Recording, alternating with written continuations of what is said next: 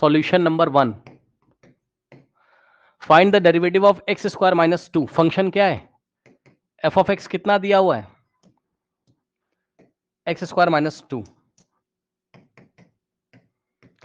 इसी को आप y भी बोल सकते हो। dy by d x,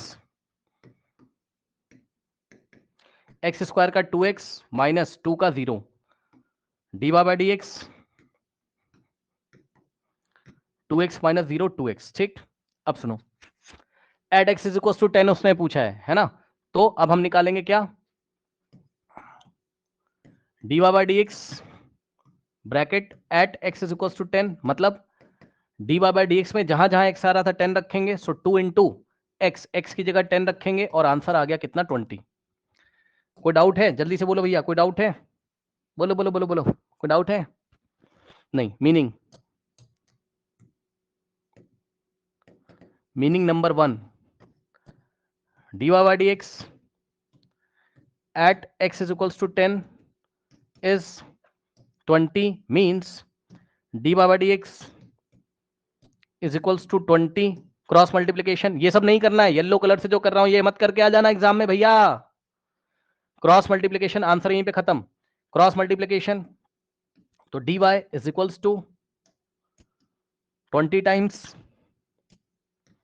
dx, मतलब कि x और y दो क्वांटिटीज हैं, y x पे डिपेंड कर रहा है, x में जिस हिसाब से चेंज हो रहा है, कब? जब x 10 है। भाई x लगातार चेंज हो रहा है तो y भी हो रहा है। x इंडिपेंडेंट वेरिएबल है, here x is independent variable, here x is independent variable,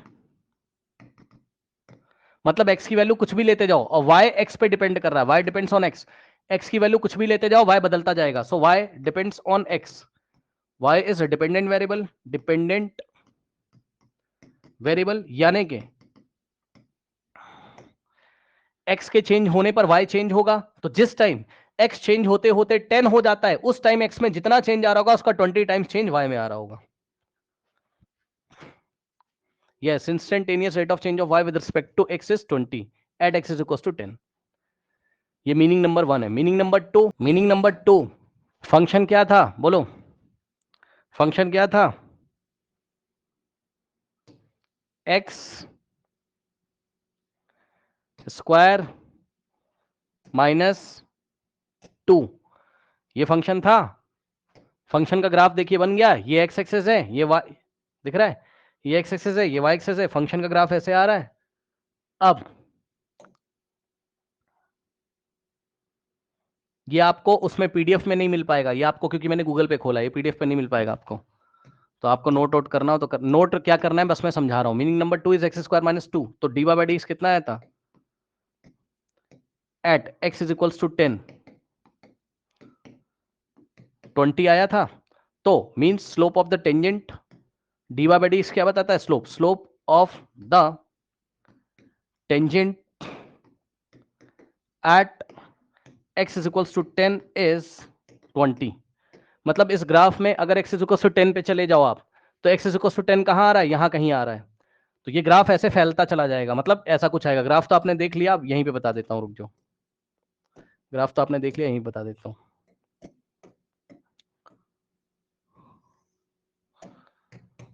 इसका ग्राफ ये इस तरीके से आ रहा था, ठीक। अब यहां 1 2 3 एंड सो ऑन टू, अब हमें नहीं पता क्या क्या आ रहा है तो हम लिख भी नहीं रहे यहां पर, अब जो भी है, लेकिन यहां पर 1 2 3 4 करते करते यहां 1 2 ऐसे करते करते यहां कहीं 10 आएगा आगे जाके,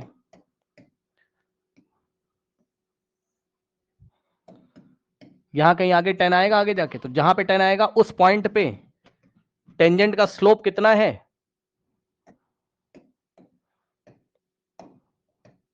यहां से y एक्सिस के पैरेलल एक लाइन ड्रॉ करिए। अरे भाई रुक जाओ, ग्राफ को और बना लो ऐसे, तो x इज इक्वल टू 10 पर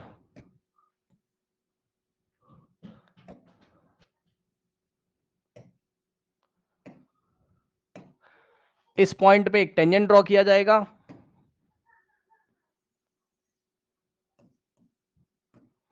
और इस टेंजेंट का जो स्लोप है, स्लोप कैसे निकालेंगे, यहां से एक्स एक्सिस के पैरेलल एक लाइन ड्रॉ करेंगे और यहां पर एंगल थीटा जो कि नहीं पता, theta is not known, theta is not known, but at x is equals to 10 dy by dx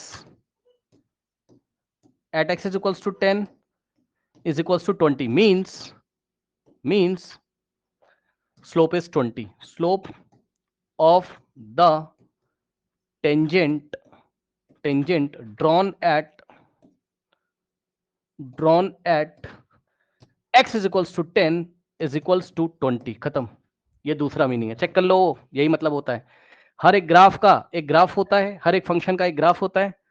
then tan theta is equal to 20. बिल्कुल सही बात है. एक और जब बात तुमने कर ही दी है तो सुन ही लो. अब जब तुमने बात कर ही दी है तो बच्चा क्या कह रहा है कि इसका मतलब यही tan थीटा है क्या? हाँ सर, यस सर. ये भी सुन ही लो, जब अब तुमने बात खोली दी तो. यानी कि स्लोप क्या होता था tan थीटा, तो tan थीटा 20 आ रहा है, यानी कि थीटा कितना हो जाएगा tan इनवर्स 20. मतलब समझिए जरा. अब इनवर्स क्या, उसका आप टेंशन मत लो, ये कैलकुलेटर से निकाला जा सकता है. ठीक है, मतलब समझो, अगर तुमने कैलकुलस की हेल्प से क्या निकाल लिया, स्लोप. सुनो ध्यान से, कैलकुलस की हेल्प से तुमने स्लोप निकाल लिया तो एंगल भी निकाल लोगे यार. अब एंगल कैसे निकाल लोगे भाई? स्लोप तुमने निकाल लिया तो तुमने कहा सर यही तो tan थीटा, मैंने कहा तो कैलकुलेटर से तुमने क्या निकाला, tan इनवर्स 20. ठीक है, साइंटिफिक कैलकुलेटर आता है, उसमें आप tan इनवर्स 20 कर लीजिए. करके दिखा देता हूं मैं.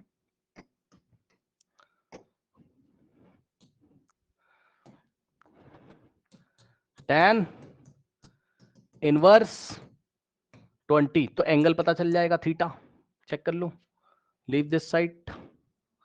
ठीक, tan इनवर्स 20 कितना आ रहा है 1.52. तो एंगल कितना है 1.52 डिग्री, सॉरी रेडियन, रेडियन में आ रहा है एंगल. ठीक, तो उसको डिग्री में कन्वर्ट कर लो. 1.52 तो कितना आ रहा है यहां से, theta is equals to tan inverse 20 कितना आ रहा है 1.52 रेडियन. और रेडियन को डिग्री में कैसे करते हैं, 180 अपॉन पाई से. तो theta is equals to 1.52 into 180 upon pi करोगे तो डिग्री में आ जाएगा. तो सॉल्व कर लो, कितना आ जाएगा ये 1.52 इंटू 180 अपॉन पाई की वैल्यू 3.14. अब यहां जगह नहीं, ऊपर कर रहा हूं. तो theta is equals to 1.52 into 180 divided by 3.14.